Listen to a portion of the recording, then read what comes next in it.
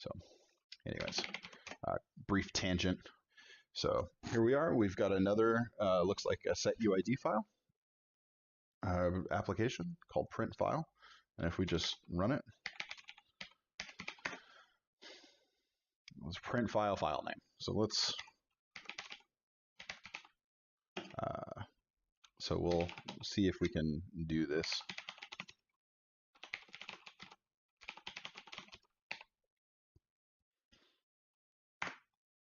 Can't have that file.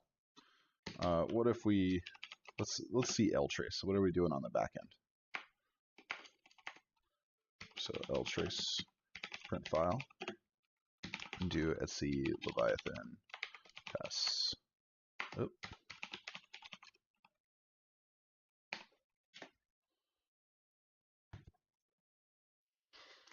So it runs an access system call. It tries to access this file with some parameter 4, and it can't. It says no.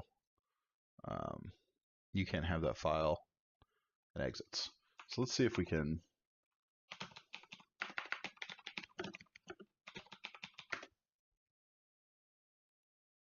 figure out what this access does.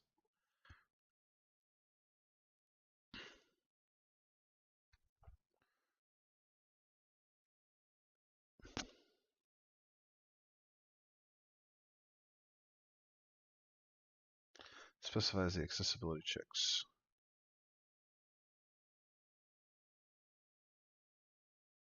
Int mode.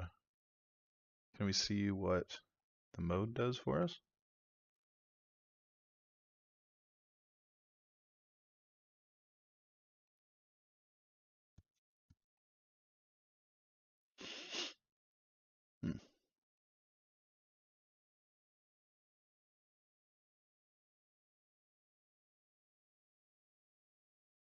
Okay, the mode specifies the accessibility checks.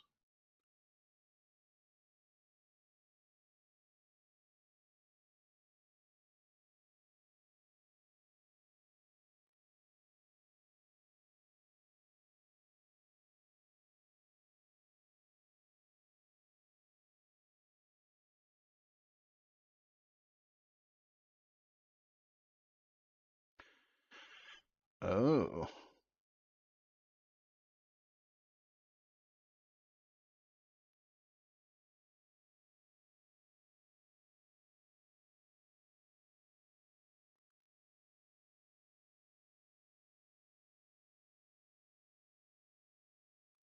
Oh, so it's checking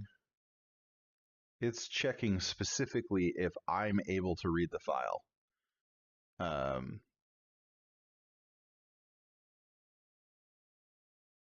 So even though the owner, the set UID user is able to read that file, I am not.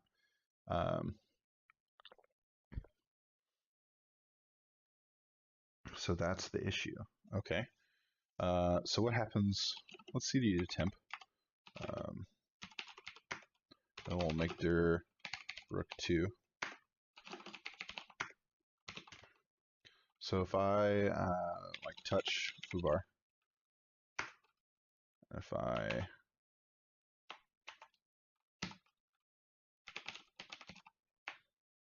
let's ltrace.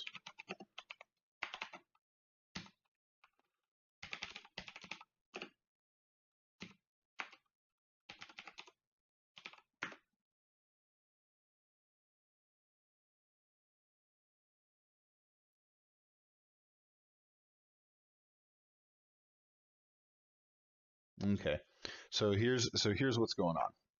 So we made our own file that we are actually able to read. And actually, let's echo bar foo into foobar. That way, there's actually something there. Okay, so it comes through. It runs the access systems call on our file, and it checks the permissions, and it says okay. So then the next thing it does is it runs an sn printf, which says that, okay, it's going to cat, actually, it looks like it says it's going to cat foobar, because it does this on this. Okay. So then it runs the system call. Does it actually do the snprintf? Like, do I actually see that? So if we do, no. Okay, so we don't see that at all. But then, so what happens? So afterwards, it runs bin cat space foobar. So it basically cats out the file that I want. There is an interesting, this is an interesting way to do it. And the reason why it's an interesting way to do it is, actually, let's just show you. So, okay, so right now we have this file called foobar that has a, you know, if we cat it, the contents is bar foo. Let's do something different. What if we echo foo into bar, and then we echo bar into foo? Then what if we get crazy and cat foo space bar? So the way cat works is that you can actually, what cat stands for is short for is concatenate. Not actually cat as in, I don't know what else it would stand for, but it's not just a name for a program that prints out a file. It will actually print out multiple files if you give it the input of multiple files. So we can get a little creative in that. This is actually going to be cool. So, and then I'll explain why this is actually important after we do this. So the first thing it does is make sure we have the ability to read this file. So how do I achieve what I want to achieve?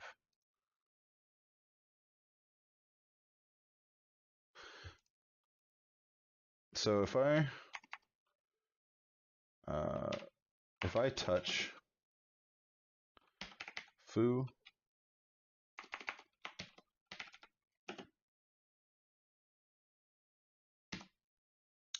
Etsy, Leviathan, pass, Leviathan 3.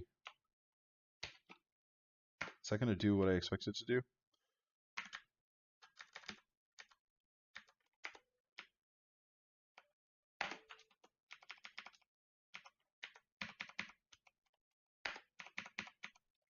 Or maybe I need to do this with links.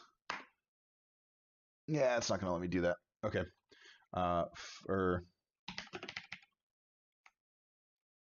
Yeah, I don't think it's going to let me do that, but maybe I can do this. If I ln minus s, capital S.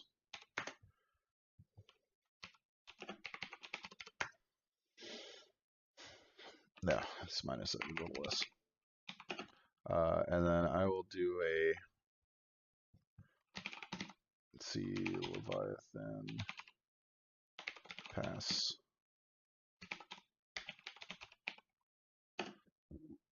Excuse me.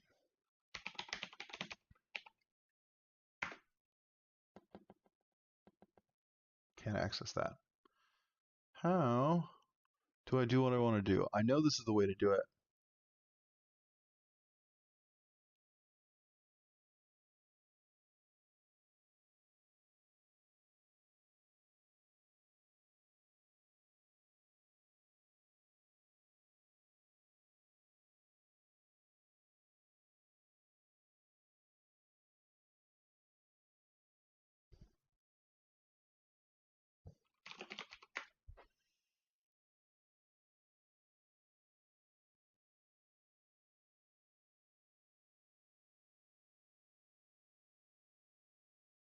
I wonder, what if we did... Oh, it's not going to work here. What if we did print file foobar?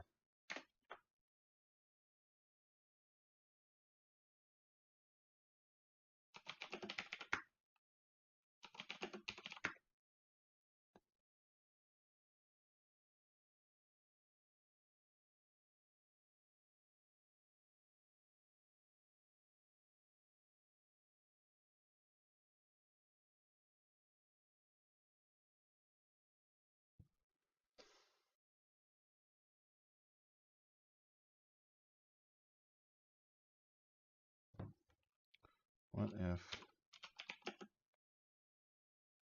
Because print file only takes one...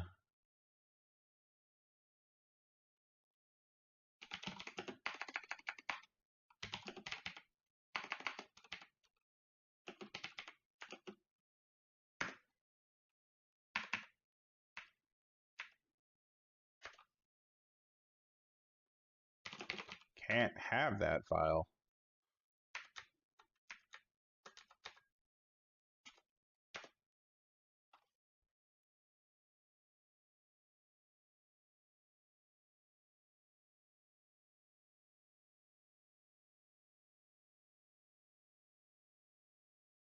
So before I descend into trying to like figure this out, essentially what I'm trying to do is so essentially what I'm trying to do is trick access into checking that I have permissions to read from a file that I have, and then also tricking cat, the cat utility, to cat both the file that I have access to and the file that I do not, by exploiting cat's ability to print out multiple files or receive multiple arguments. How I need to do that is, or how I do that is the name of the game. So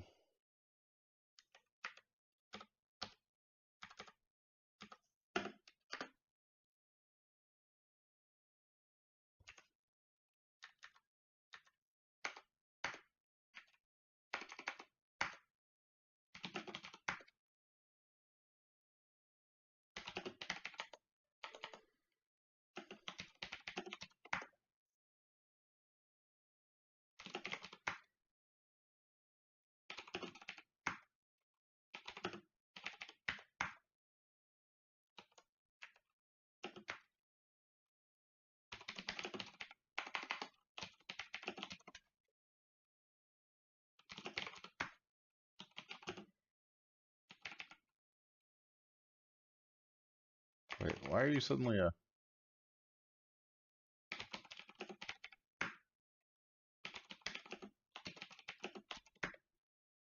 Oh, because I made it that.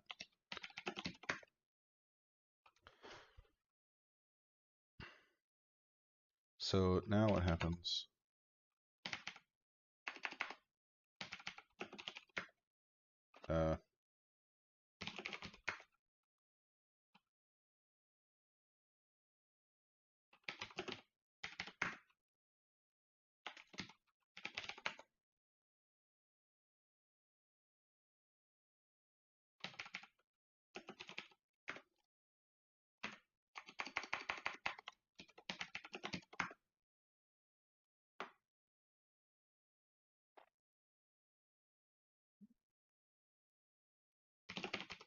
Foo, no such file or directory. What is happening here?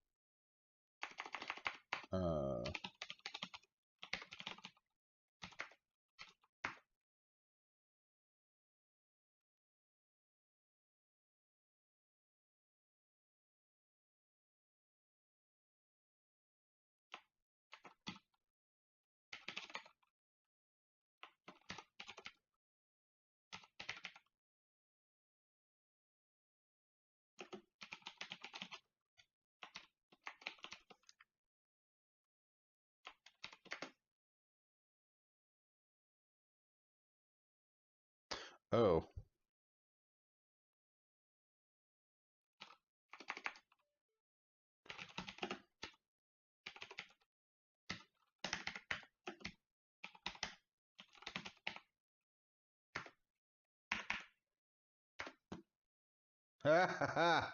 Okay. Here's what we had to do. Um, so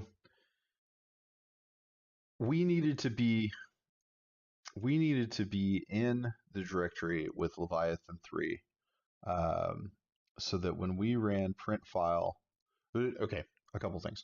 We had to have a file that was the total thing. What I wasn't doing above when I was trying to make this work, I did not have a file called foo spacebar. If I would have had a file called foo spacebar here, it would have worked. Which I should have known that because the real life example that I'm about to give you, like, essentially requires that. But um, yeah, so if I would have had a file called foo spacebar, this would have worked correctly. What happened is there's a file called tempfoo and a file called tempfoo Leviathan 3. So when let's actually, can we trace this? Just so that we can see what is happening on the back end.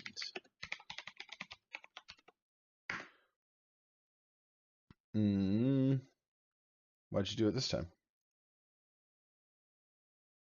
I think ltrace has weird effects on set UID.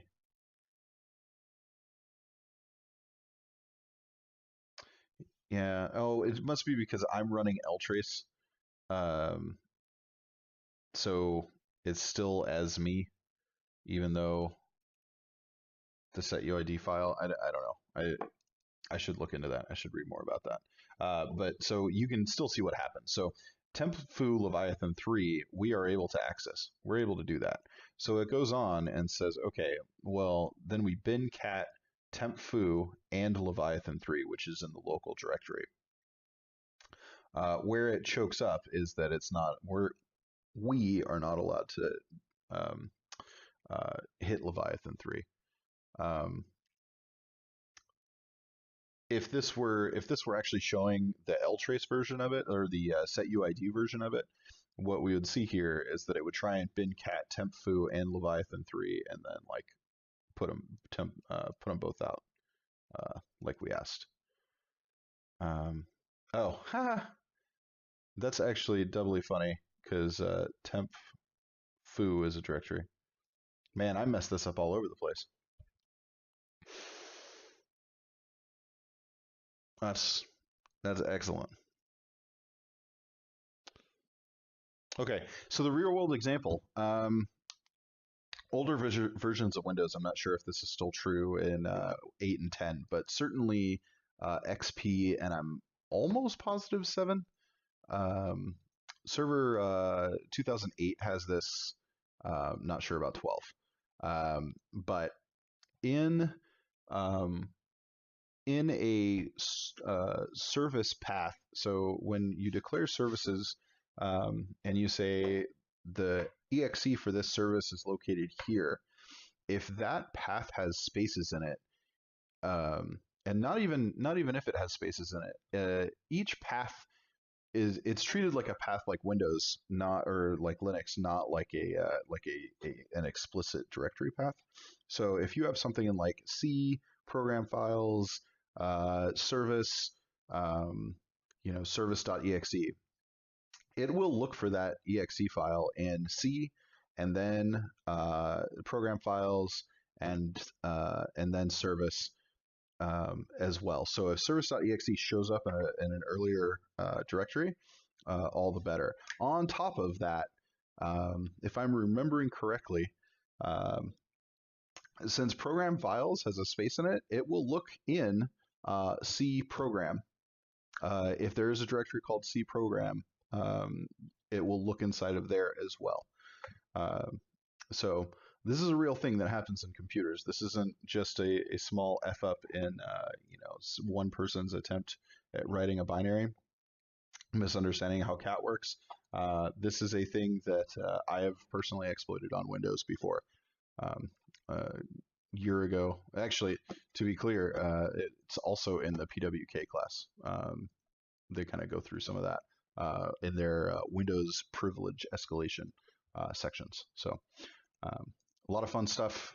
This is kind of a tricky one. When I did it several years ago, I ended up looking it up, in a walkthrough. And when I did it, I was like, how the hell am I ever supposed to know that there, this space here?